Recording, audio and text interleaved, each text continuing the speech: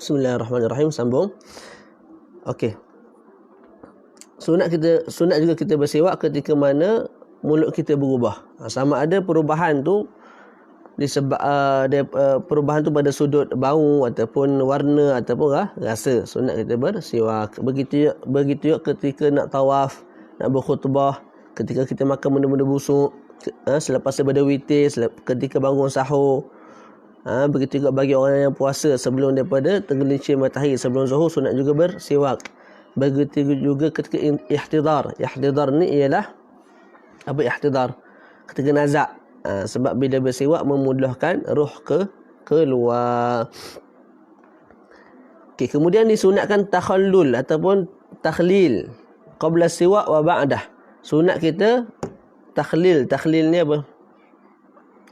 Kita Allahumma salli ala Muhammad buang baki-baki tahi gigi yang ada dekat mulut tu lah, dekat gigi. Sebelum daripada bersiwak, kita buang-buang dulu benda yang berbaki dekat gigi. Mungkin guna yang kedai yang RM2 tu, kayu kecil tu, ataupun guna kayu siwak itu sendiri. Dan itu yang lebih molek, malah sunat. Okey, dan guna tangan kanan.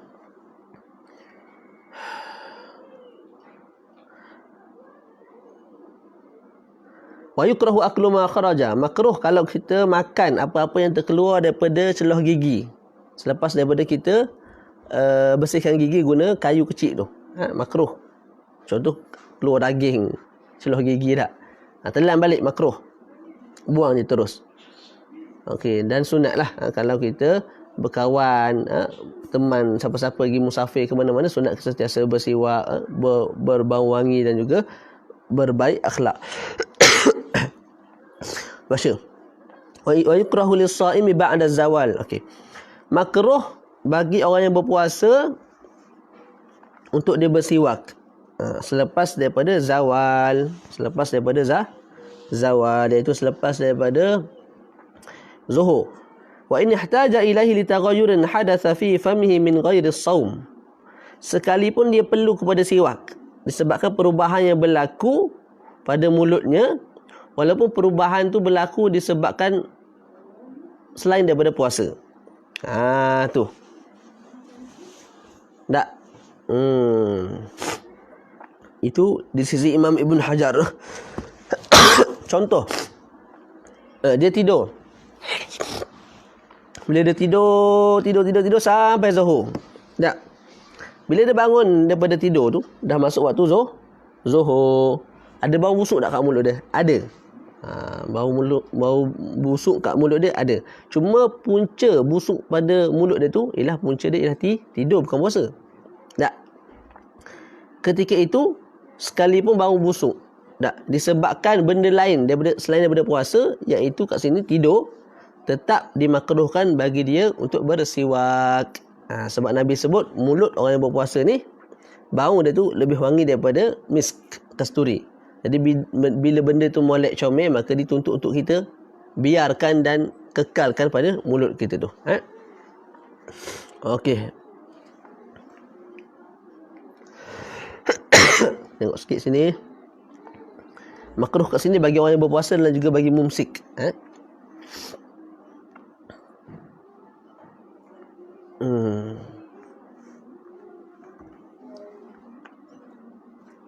Okey. Kemudian disebut walau lam yata'ata mufattiran yatawallat minhu taghayyurul fam milaila kuriha lahu siwak min ba'dil fajr. Okey. Gambaran seterusnya, farak seterusnya, kalau seseorang tu tak puasa hari Isnin, hari Selasa puasa hari Senin, bila masuk waktu berbuka dia tak berbuka.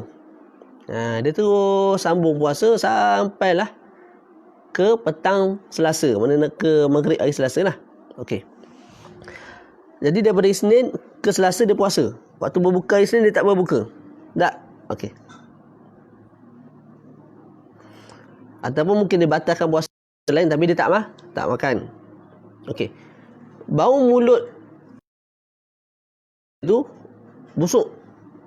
Busuk sebab apa? Busuk disebabkan puasa pada hari Isnin. Busuk mulut yang ada pada mulut dia tu ialah berpunca daripada puasa pada hari Isnin. Bukan berpunca daripada makan, bukan berpunca daripada tidur, tak. malah berpunca daripada puasa. Oleh sebab itu kita sebut pada hari Selasa tu, bila kamu start puasa tu, tak, start bila subuh lagi dah makruh kamu bersiwak ataupun gosok gigi. Sebab apa? Kalau kamu bersiwak ataupun gosok gigi pada pagi hari pada pagi hari Selasa, ketika itu kamu akan menghilangkan kesan bau busuk yang ada pada mulut kamu, yang kesan bau busuk tu berpunca daripada puasa. Sedangkan bau busuk yang ada pada mulut tu dituntut untuk kita biarkan, sebab baunya lebih wangi daripada bau kasturi. Itu makna dia. Baca wa yahsulu bi kulli khashinin illa isbi'ahu wal araku aula thumma an-nakhlu. Kemudian dibincangkan mengenai alat. Alat kepada apa? Alat kepada siwak. Nak bersiwak mesti ada alat dia.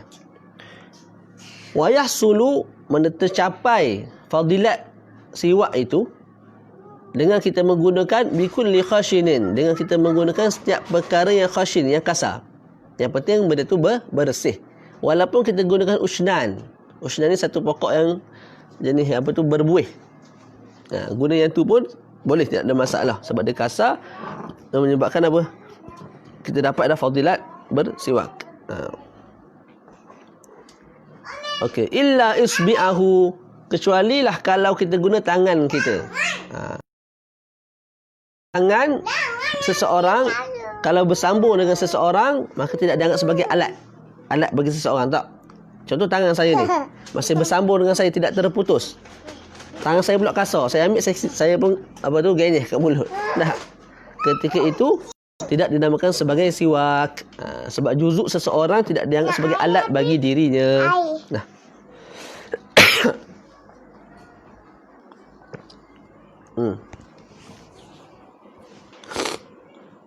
Okey. Ataupun jari orang lain. Berbeza kalau jari orang lain. Jari bini macam tu. Jari bini kita kasar. Kita ambil jari bini, kita siwak. Dapat pahala siwak. Ataupun jari member. Tapi dengan izin lah. Kalau tak jadi haram. Tak. Kita siwak kita punya gigi. Dapat pahala. Yang penting tangan mereka, jari mereka kasar. Mana jenis-jenis orang rajin buat kerja lah. Jenis orang kerja buruh dan sebagainya. Jari kasar. Tak. Waktu tu kita ambil, pinjam abang, nak buat siwak kejap. Dia bagi. Waktu tu dapat pahala. Ataupun tangan, jari orang lain yang terpisah daripada dirinya. Tak, tangan kawan kita terkerat. Kita ambil tangan yang terkerat tu, kita ambil, kita siwak dulu sebelum kita tanam. Boleh, tidak ada masalah. Dapat pahala siwak. Begitu juga jari kita yang terpisah daripada tubuh badan kita. Jari saya ni terpisah. Jari saya kasar. Saya ambil jari saya tu, saya siwak. Sah, dapat pahala siwak. Jadi tidak dianggap sebagai pahala siwak kalau kita guna jari kita yang bersambung dengan diri kita.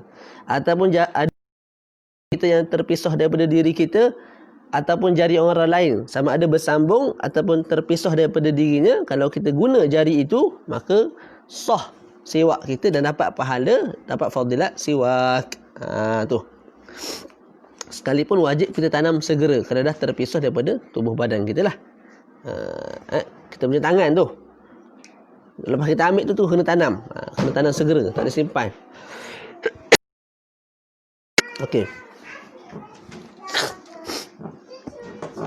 Dalam Busyrul Karim sebut satu masalah. Wa hal tukrah izalatul khuluf. Khuluf ke khuluf? Tak ingat bagi. Bima la yusamma siwakan. Adakah makruh kalau kita menghilangkan khuluf? Ataupun khuluf, maksudnya la khulufun.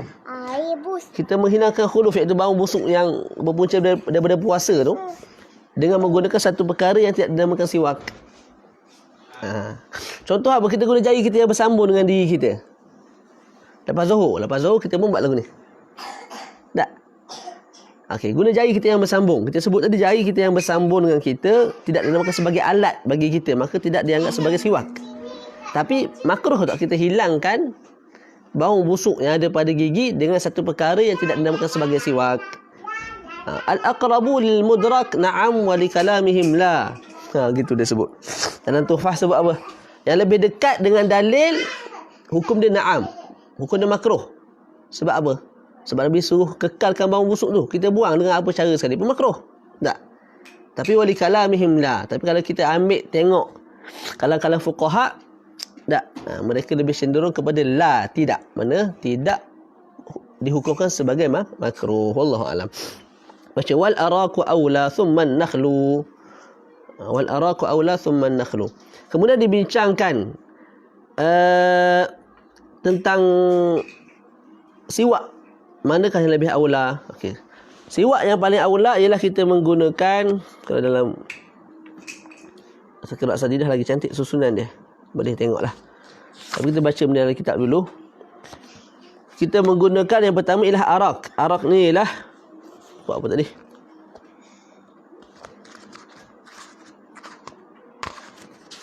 Mana? Oh tu. Salvadora. Salvadora. Kita gunakan kayu siwak sama jual tu lah. Nama dia Salvadora. Yang tu paling molek, paling comel. Lepas tu nakhlu. Apa nakhlu? Kalau tak ada Salvadora, kayu siwak sama dijual tu, kita ambil kayu ataupun ranting pokok kurma. Ranting pokok kurma hak tu. Okey, kalau tak ada juga, ranking seterusnya yang ketiga ialah zaitun. Ranting zaitun. Kemudian ranting-ranting pokok yang jenis berbau wangi. Kemudian ranting-ranting yang tidak ada bau baginya. Begitu juga disebutkan kitab ni, wa fi ma'nahu al-khirqah. Dalam makna siwak juga dianggap sebagai siwak. Maknanya ialah khirqah. Khirqah ni apa tu? Kain. Contoh kita nak bersiwak, lupa bawa siwak. Kita ambil kita punya pecah kain ujung ni, tak. Kita pun konyoh gigi, berabak sekali. Kuning dah dekat kita punya apa tu anggap sebagai siwak. Tu guna kain, guna kertas. Ikutlah guna benda, yang penting dia tu kasar yang boleh menghilangkan apa tu kita panggil tahi-tahi gigi itulah. Kecuali kalau bernajis. Kalau guna najis tidak boleh. Sekalipun ada kata boleh, dapat juga pahala. Cuma apa tu berdosa pada sudut yang lain. Okey. Wa yustahabbu an yastaka biyabisin nudiya bil ma'. Kemudian disebut disunatkan kita bersiwak. Jumpa siwak yang ratban. Okey.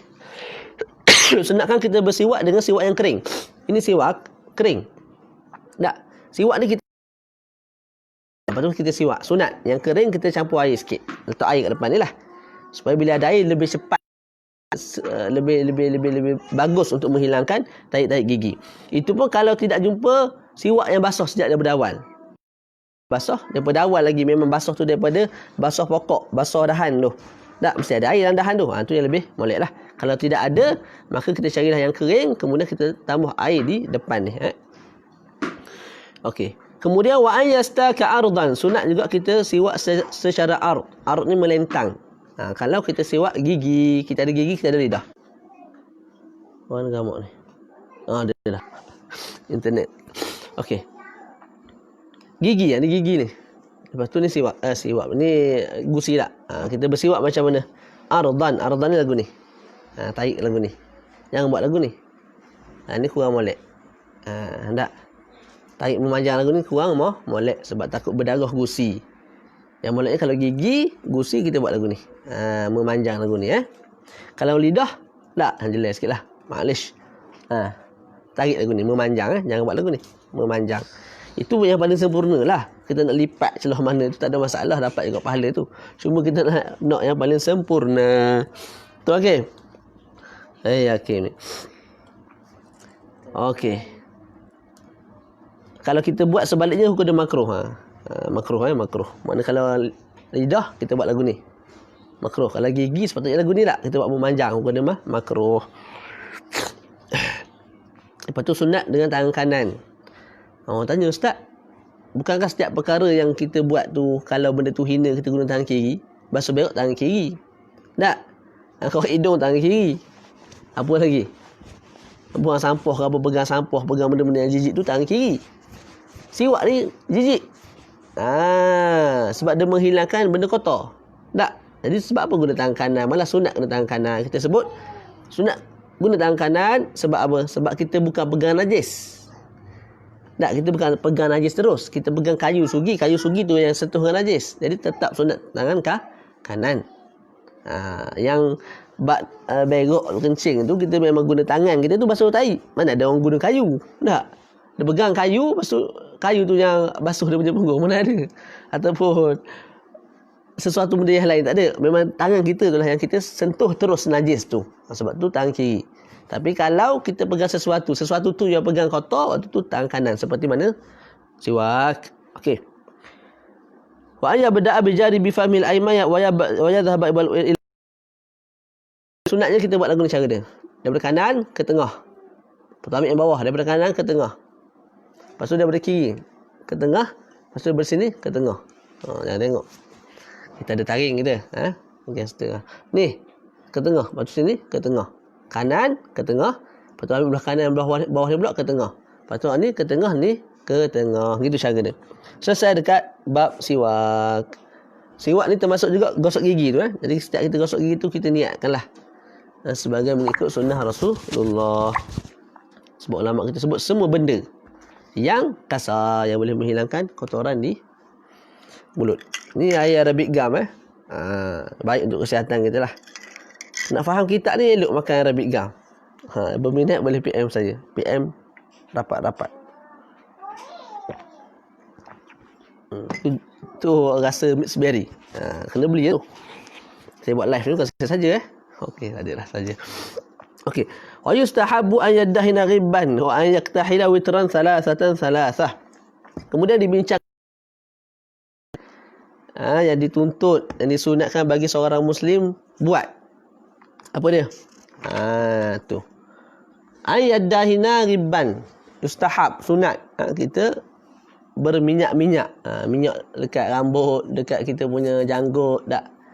Kita punya misai ikutlah. Pada rambut-rambut ataupun pada tubuh badan, krim atau termasuk minyak sini krim lah, sunat. Cuma bukanlah sambung lagi khair insya-Allah. Jadi sunat kita berminyak rambut,